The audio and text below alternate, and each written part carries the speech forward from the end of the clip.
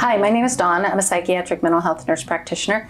I'm joined today by my friend and colleague, Liz, and she has just been ambushed to do this with me. Today we're going to talk about the filter that we see life through and how it affects our relationships. So thanks for joining us.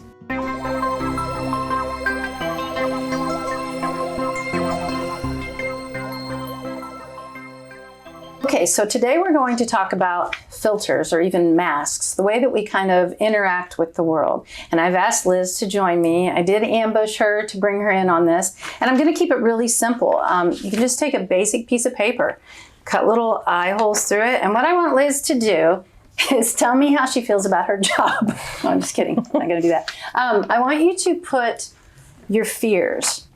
I want you to put on this piece of paper how you view yourself. So, for instance, mine might be that imposter syndrome. So I may feel like I'm not qualified. Yeah, I definitely feel that way sometimes. We talk about imposter syndrome. We talk about I'm not worthy. I don't feel worthy of love. I may think that I'm too fat, too heavy.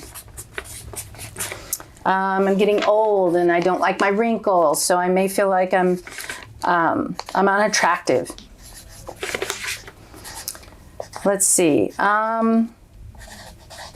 Other ways, other things. So you can kind of see what we're doing here is we're just kind of putting down the different things that we carry with us all the time. So we carry these things with us based on our history and our past. We may have had parents that would always push us to do more and more and more, and we always felt like we're not good enough. Not good enough. If religion was used against us, or our Creator was used against us, then we may feel like no matter what, we're failing at everything. Now, what if I don't feel that way?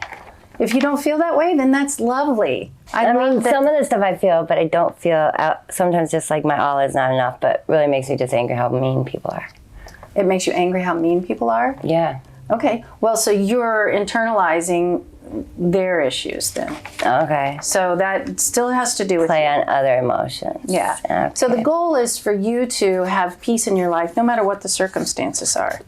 And one of the things that we learn when we're in treatment and when we're working on our mental health is that when people react to us certain ways, or when people are treating the world or us a certain way, that's theirs, right? That's their mask, that's their filter, that's their trauma, that they're then reacting to the world with their trauma. So when somebody is mean and makes you mad, to be able to say that's their problem and I shouldn't take it personal, that's really our goal. So we look at those people as they're dealing with their own issues, their own trauma, their own damage. It's not about me. And believe me, I struggle with this one all the time because I'm always performance driven. I always want to make sure I do everything just right and I don't want to fail. And so then when I have people who are unhappy or who are angry, usually it's not even about me, but I'm internalizing it because of how I feel. So it's exactly what we're talking about when you're angry. So what do you have for yours? I take things personal. I care too much. I play off emotions of others, and it makes me mad when people are just mean. Okay. And yeah, I feel like my all is not enough too. Okay. And then for mine, I'm put not qualified, imposter syndrome. My weight's bothering me right now and has been my whole life. I'm unattractive. I'm not worthy, not good enough, and I feel like I'm failing all the time. Okay, so that performance thing that we always do. So let's say then that you and I are interacting and we're having a conversation. I've got mine and this is how I'm seeing things, you've got yours. So I'm filtering everything you're saying to me through my emotions. I'm seeing the world the way I see the world, not the way the world actually is. Right. Right? So when you may say to me, nice shirt.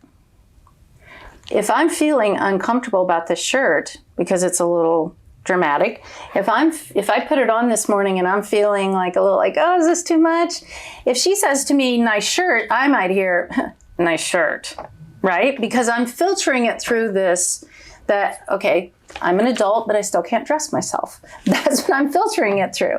So give me an example in your situation. So if you're having a bad day and I see that, then my day is going to be bad too, because I don't want you to have a bad day. It's going to ruin my day, and I'm going to be more worried about you than I am about my entire day. Yeah. So we're both nurses, just so everybody knows that. And nurses are usually raging codependents. Like, we are always looking for what we can fix in other people, because we usually have our own history of trauma, our own history of that fawning piece when we're children, where we're just trying to fix it all the time. And a lot of us then go into helping professions.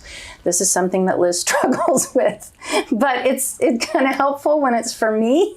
But when it's for everybody else, then it makes her less available for me. But okay, so any other examples of that? And even examples in your own life and your family? So I was like at home, I go home and, the boys will try to do their best to do something, but I feel like I have to do it better, or I just do it better, even though they will try their best. But I just feel like it's not, I have to do it, or it's just not good enough, even though they do what they do. I don't know that. Yeah. So then in relationships, when we're interacting, if we're carrying these things, right? And so then you're talking to your son at home, but at work, you've been disregarded for the hard work that you've done or something like that. Then you come home and you're being disregarded in that situation as well. Then it's one of those situations of needing to set boundaries. I mean, with other people, not with me. Not with you, not with you. Yeah, gotcha. But, and I talked about this a little bit when we talked about the fawning and the always trying to people please. But when we are interacting with other people and we're carrying all of these heavy things on us, and then someone else is carrying those heavy things as well, it's a wonder any of us can really communicate, because we are carrying all of our past into this moment. Right. It's not about this moment. It's about all this stuff from the past, and it just piled up. Sometimes when you and I talk, the straw that broke the camel's back is usually something very, very it's tiny. It's all the little things. It's all the, yeah, but then it's like, okay, enough. We don't feel like we're being seen. We don't feel like they're being heard. Right. And then we go back to that childhood piece where we felt that sense of abandonment. And it's funny to me how things where I don't feel like I've been seen or heard when I'm trying to convey something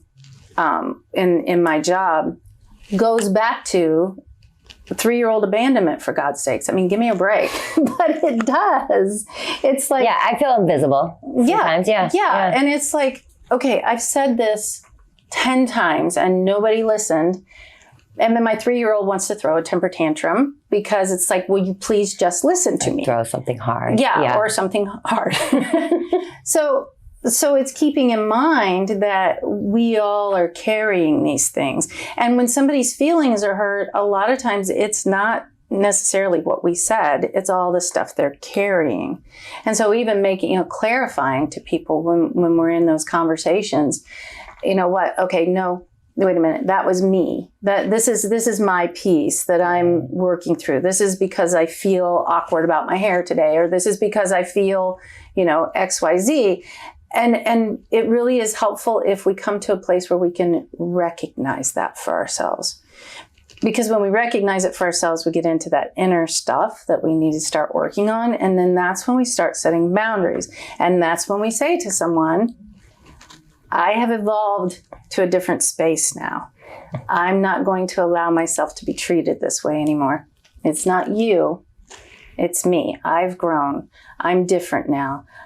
This is painful for me, and I don't like being treated this way. So I'm going to set boundaries with you.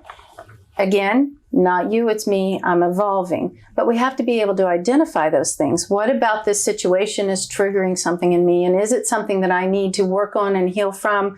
Is it something that they need to treat me better? Or is it both, right? Because it can be somewhere in between. It doesn't have to be that all or nothing thinking.